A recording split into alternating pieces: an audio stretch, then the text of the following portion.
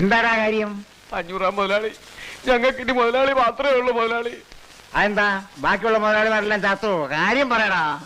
എന്റെ നാരായണൻ കുട്ടിയെ കാർത്തിയാനിയുടെ ആളുകൾ ഒന്ന് പിടിച്ചോണ്ട് പോയി മുതലാളി. ഏത് കാർത്തിയാനിയാടാ? കടപ്പുറത്ത് കാർത്തിയാനി എന്ന് പറഞ്ഞ് വരുത്തി വന്ന് താമസിക്കുന്നുണ്ട്. അവള് ഇയാളുടെ മകനെ പിടിച്ചു വെച്ചിരിക്കുക മുതലാളി. അതൊക്കെ പോലീസ് അടിച്ചെന്ന് പറയടാ. ഞാൻ പറഞ്ഞാന്ന് പറ.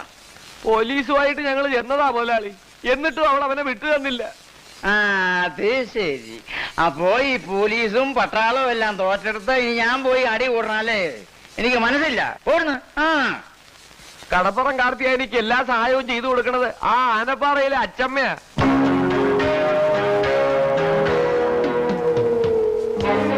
അച്ചമ്മ അയച്ചു കൊടുത്ത ഗുണ്ടകളാ അവർക്കിപ്പോ കാവല്. അതാ ഞങ്ങൾ ഇങ്ങോട്ട് വന്നത്.